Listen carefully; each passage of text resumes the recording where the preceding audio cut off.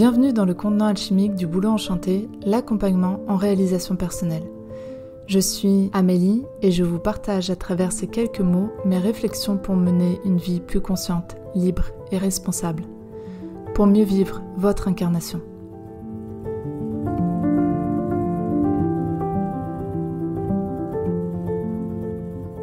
Quel que soit notre âge, on peut éprouver ce sentiment terrible d'être perdu dans sa vie.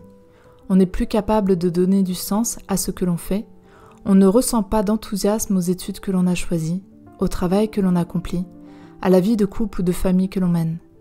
C'est comme se sentir étranger à sa propre vie. On la regarde et on ne la reconnaît pas réellement. Se lever et affronter la prochaine journée devient de plus en plus lourd et pénible. Comment en est-on arrivé là ? Pendant des années, on a avancé en pilote automatique en ne réfléchissant pas plus que ça aux choix que l'on faisait. Comme s'ils se présentaient à nous naturellement, ou bien simplement parce que nos parents ont décidé pour nous ce qui était bon ou non, ce qui allait nous épanouir ou non. Dans tous les cas, on avait peut-être l'impression d'être au contrôle de notre vie, mais en vérité, ce n'est pas nous qui pilotions. On s'est plié aux exigences de la société, de notre famille et de ce que l'on pensait d'une vie épanouissante. On a suivi le mouvement en imaginant peut-être que tout s'harmoniserait en chemin. Et puis, une vie sans difficulté n'existe pas. Alors, si nous avons ressenti par moments de l'inconfort ou de la douleur, on s'est dit que cela faisait partie de l'expérience.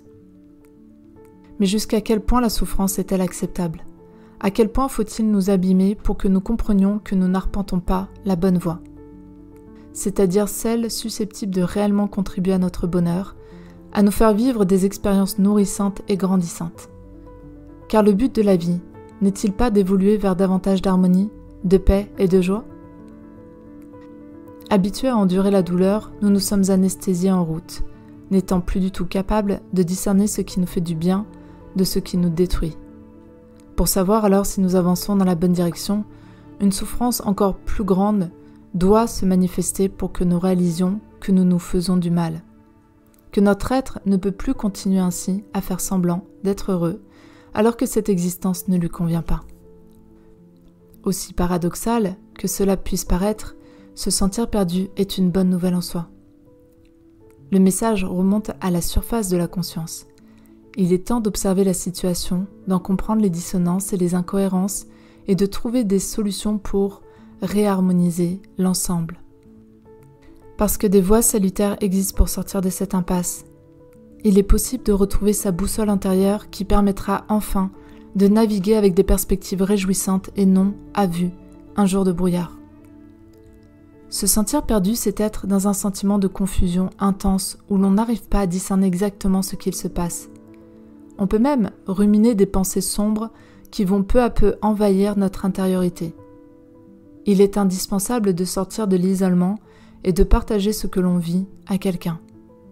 Une personne de notre entourage pourra accueillir notre témoignage, mais saura-t-elle nous poser les questions justes qui permettront de comprendre le vrai problème ? Si l'on ressent que malgré des échanges avec des amis, notre famille, rien n'est plus clair, il peut être utile de se tourner vers un professionnel de l'accompagnement, comme un coach ou un thérapeute. Derrière le mot « perdu », peut se cacher de nombreuses réalités. Il est nécessaire d'enquêter et d'entrer en introspection pour comprendre où le mal-être se situe. Dans tous les cas, il est question de déconnexion avec sa véritable identité, son soi profond. Pour que l'on ressente de la lassitude, un vide intérieur ou encore de la tristesse, c'est que des parties de nous sont ignorées et elles demandent à être reconnues, vues, entendues. Elles demandent à exister et prendre leur place dans notre réalité. Quand on vit des émotions inconfortables, c'est que nos besoins ne sont pas respectés. Et il n'y a que nous qui pouvons faire en sorte de rééquilibrer cela pour retrouver une profonde joie de vivre.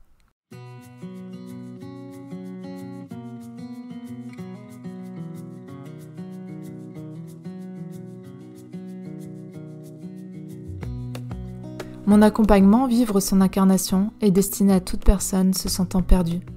Je vous aide à retrouver votre boussole intérieure et vivre ce qui vous tient vraiment à cœur. Plus d'informations en description.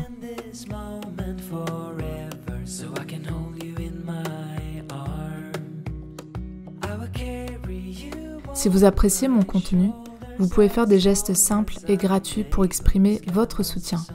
Likez, commentez, partagez, vous abonner. Merci.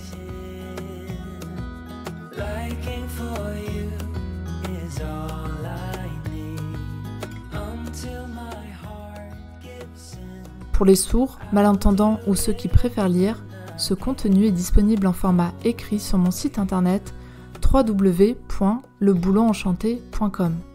Bouleau, comme l'arbre sacré, symbole de résilience et de renaissance. À très bientôt.